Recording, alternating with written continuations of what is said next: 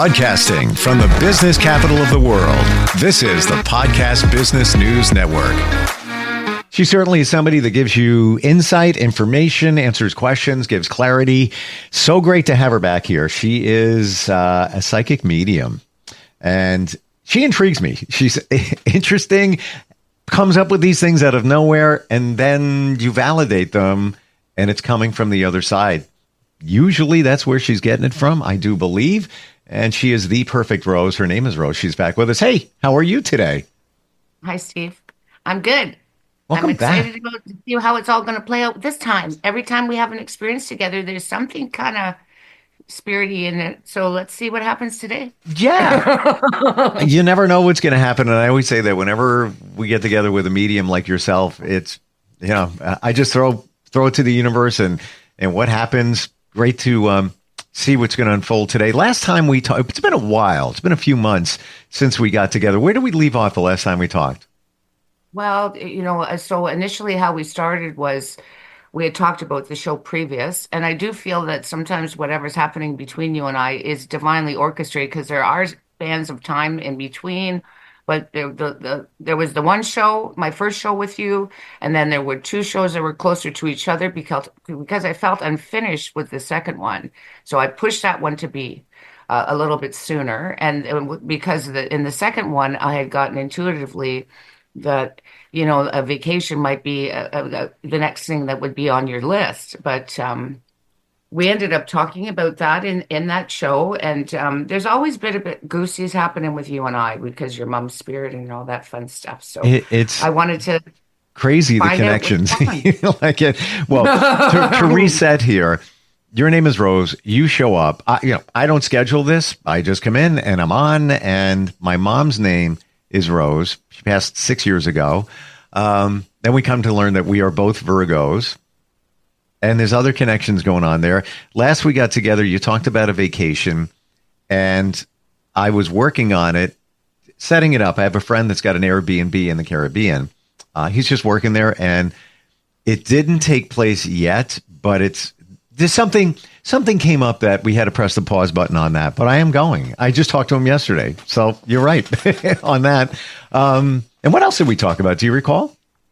Well, we ended up talking a little bit about how I do my readings, and and then we also talked about the fact that there was I decided to play with some cards actually, and then we ended up and then at first I was making some jokes about getting laid actually because it showed my humor. I do have a sense of humor, so I'm warning whoever wants to work with me. But that makes you you. But it ended up that, I'd made some suggestions about a relationship that because you had mentioned something I think it was in the previous show, and I was just trying to explain a little bit about what cord cutting could really be. And it doesn't necessarily mean you have to kick the person fully to the curb, right? So let me address that. Go ahead. And that gave me clarity to kind of readjust the relationship. And let me hold on. I'm thinking back to it was the last time. It was just after we talked. Now that I'm remembering it very clearly, and that relationship still is intact, but without the label of what are we? And that was the answer. It's the same as it was, but there's no pressure, no label, anything on it. And that was the clarity I got from you, and that was right around that time. Now that I'm thinking back, the time frame, how weird. Or not.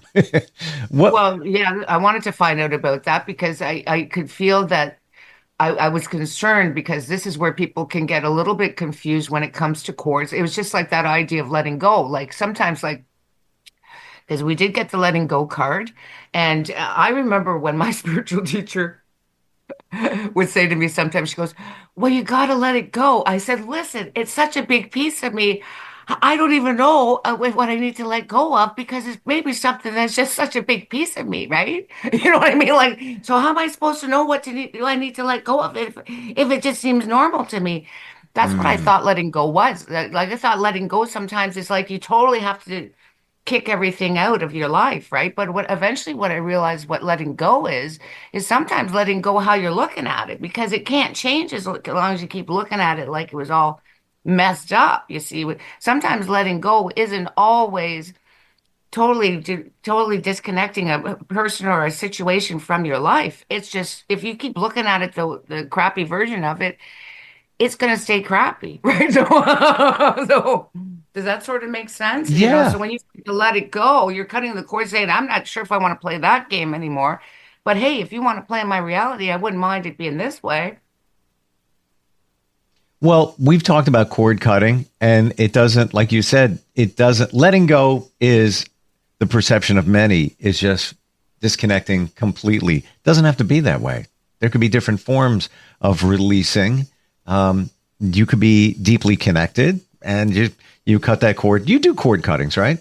I do, yes, I do. Because, but we see, this is, I'm not going to lie. I remember the first time I did cord cutting, I was really concerned because I think sometimes a little bit of our self-worth is tied to some of these roles. You get what I'm trying to say? 100%. You get a little bit tied into this, and eventually you find out that could be from childhood. You could find, this and that or whatever. But really, like the cord cutting that we're intentionally doing or intending to do is only fear-based cords. It's the cords that pull you off because of their insecurities, or they feel they're a bit needy.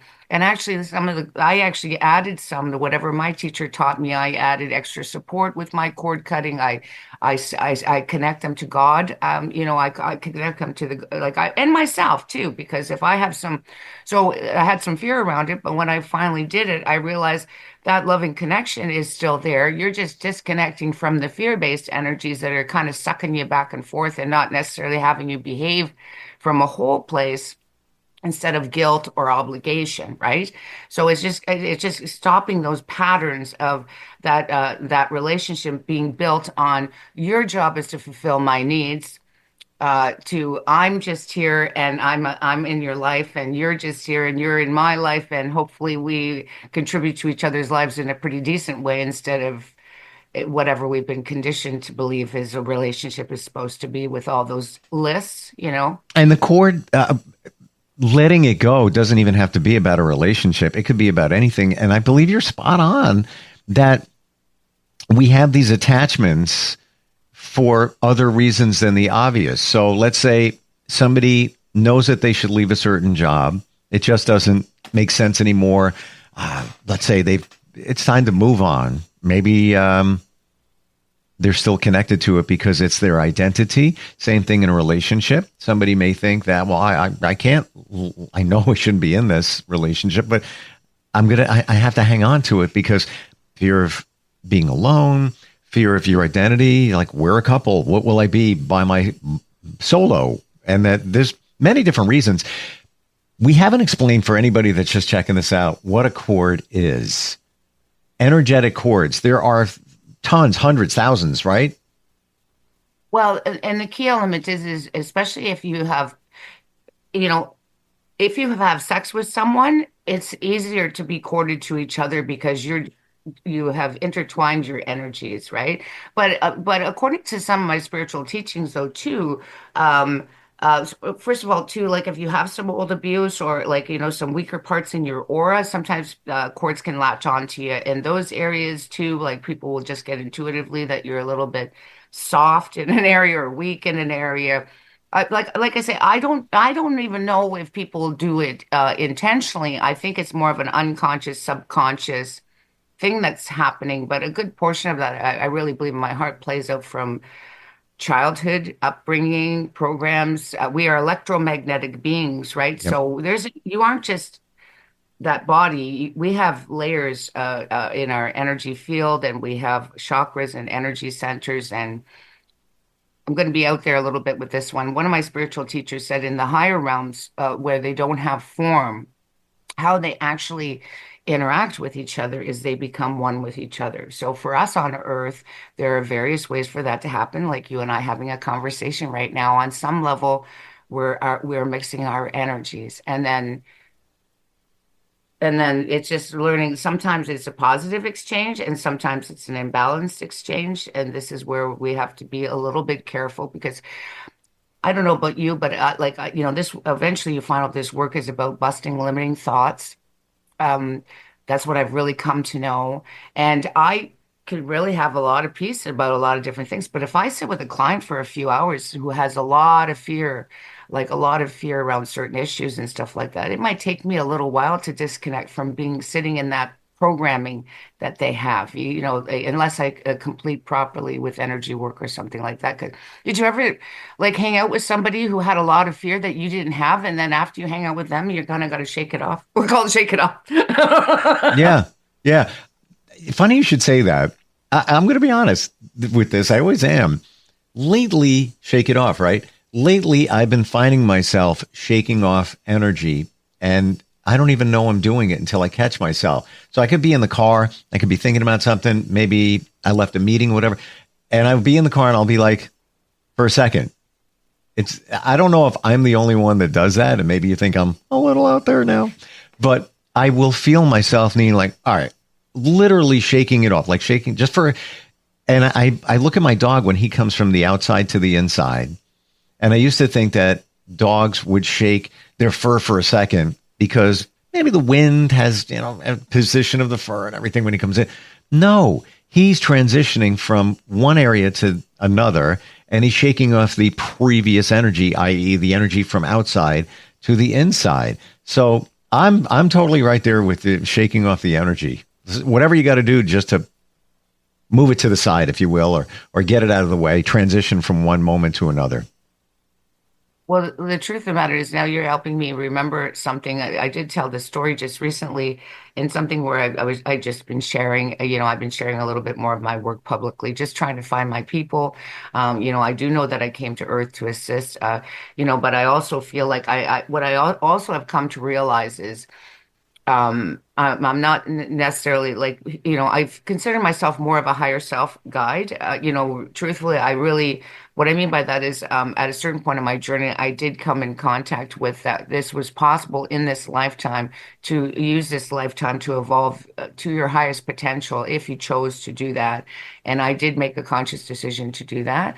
I guess what I'm trying to say is, so what I mean by that is, some of us, our higher self kind of just looks over top of us and kind of just, we think about it as external and it's just kind of, but it gives us answers from time to time, or you go to somebody else, or maybe go into a hypnosis state, like with Dolores Cannon's quantum healing hypnosis therapy. Like I did take that modality, but you have to go into a slightly altered state of consciousness to kind of go there, so it's not necessarily, but what I've really realized my work is my desire for myself was to be more my higher self looking through these eyes. So I've been chipping away all the programming that kind of made me, so I'm still Roseanne Kulyk, but I, got more of my higher self looking through these eyes while I'm having these experiences. But I'm doing it from a conscious place and not like, like some people are, they're channels, but half of them, they're talking somebody else's voice. You get what I'm trying to say?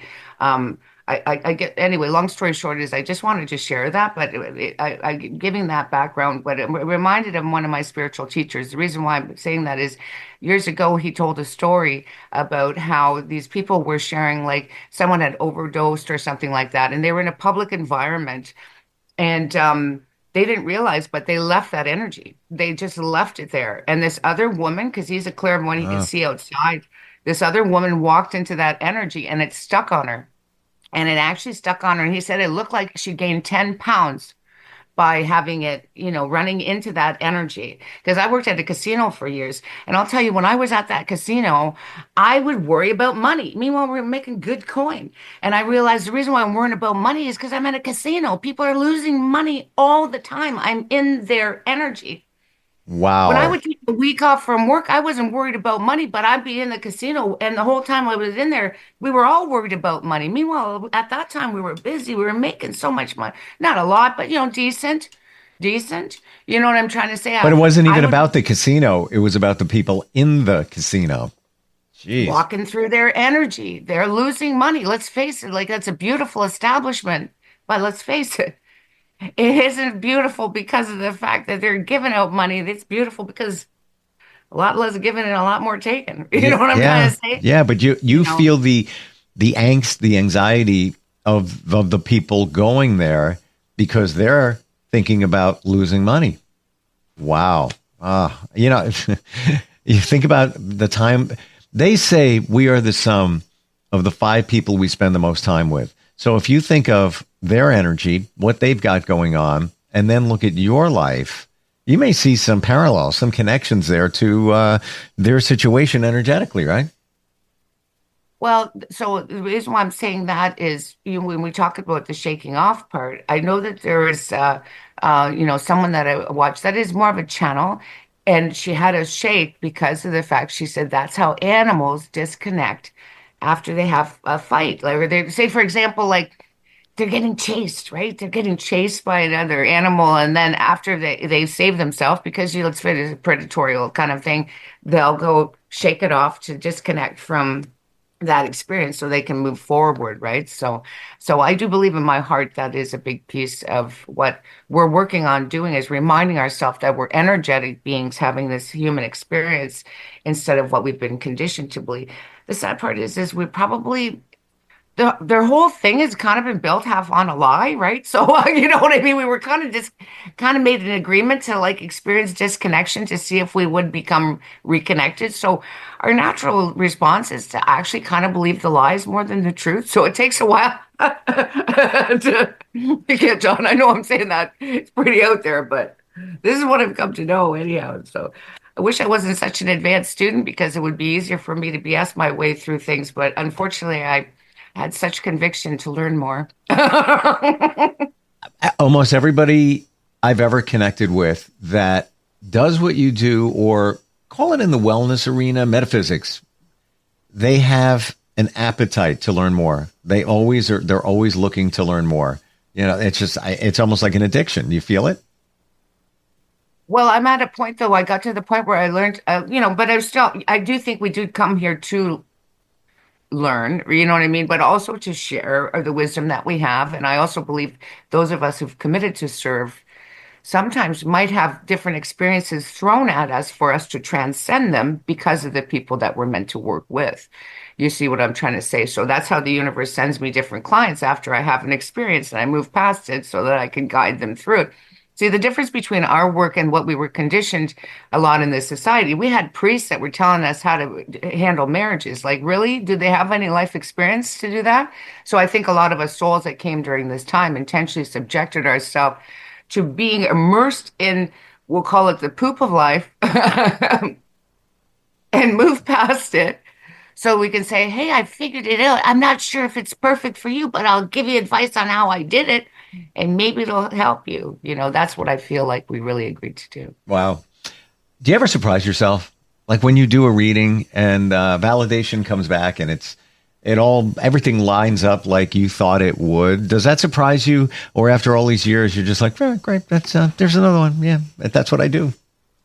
Well, sometimes I need to do that to just for myself. So there's pieces where I like that. What is that? Mm-hmm. But then there's some pieces where I'm not sure if I really like what I'm knowing. You see what I'm trying to say? Like sometimes it's like, sometimes you don't always necessarily want to be right, you know? So I guess what I'm trying to say, I know that I shared that, with something just recently. I had gotten guidance that there could be some loss during the holiday, during Easter, and for people to tell these people that they love them, because every time there's a big energetic shift, sometimes souls choose to check out.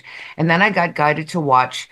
Like, I don't do normal stuff. Like, I'll do a little bit of news, but it's my choice when it happens. And I went to the library and there was this movie Conclave.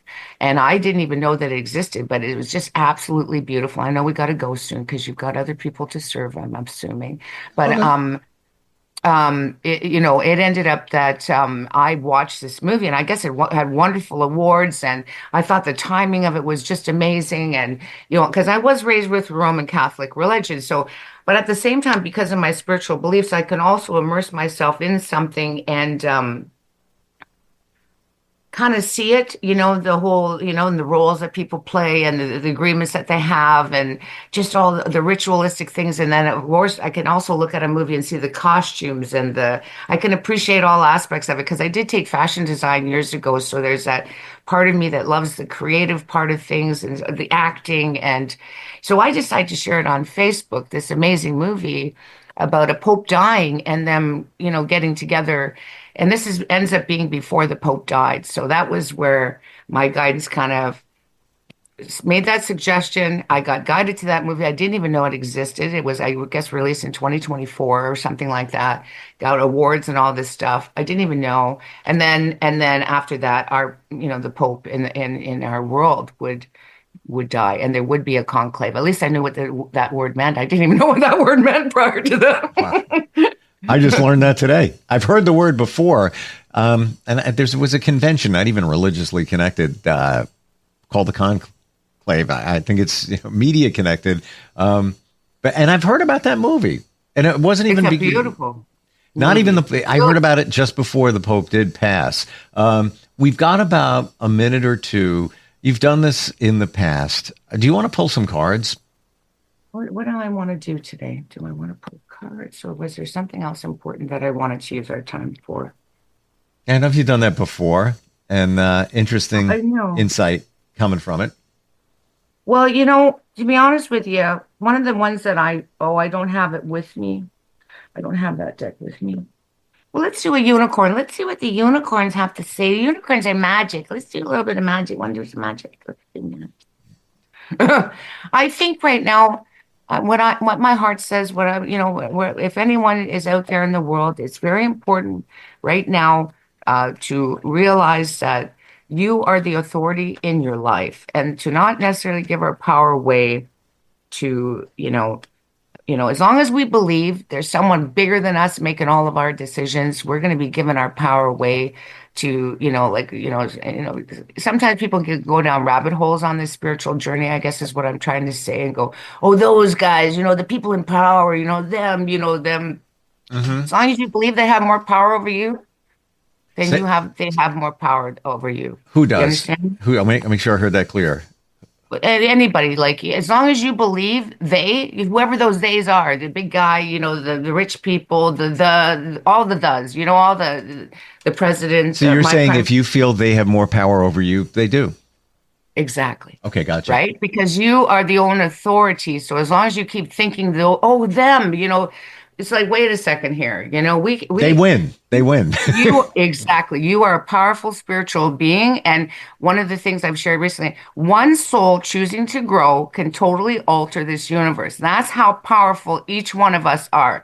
And we are equal. We are just playing different roles. That's one of the things I really learned at the casino when I was working at the casino.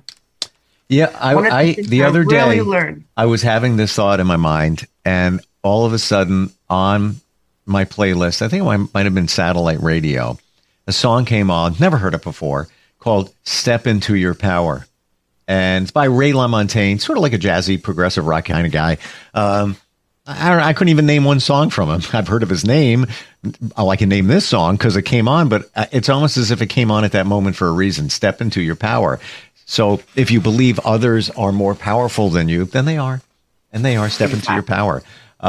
Got about 30 seconds left. What do we got today? So basically, the card that jumped out is about caring community.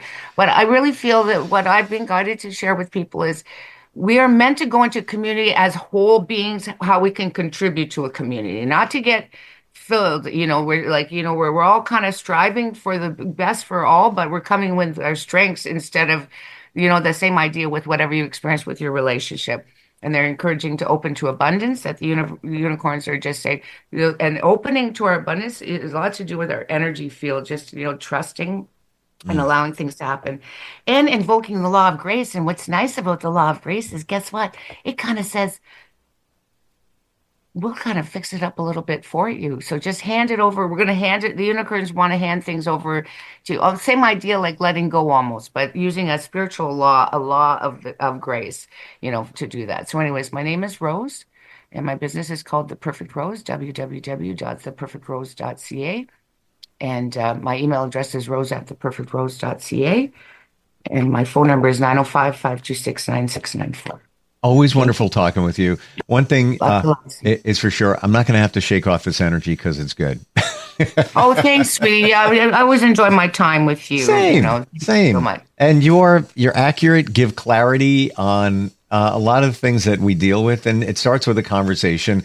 The Perfect Rose, that's what you are, theperfectrose.ca. Thanks for being here today. Appreciate it.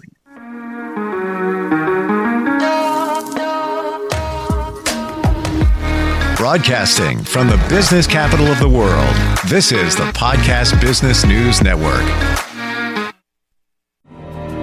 For nearly 2,000 severely injured veterans, everyday life has become filled with barriers. Day-to-day simple tasks can become pretty daunting. I have to carry my chair up 2 flights of steps or have somebody do it for me. What scares me the most is just the falling. When I'm struggling with my house, I think, to have that one great barrier just knocked down, I mean, it's crucial. Home for Our Troops is a wonderful nonprofit that builds a mortgage-free, fully adaptive, handicap-accessible house. And there's no catch. It'll be our very first home that we've ever owned. This is a game changer. This is where your life begins again. We need you to join us in completing this important mission. Please visit hfotusa.org and help build homes and rebuild lives. Because of you, everything's going to be okay.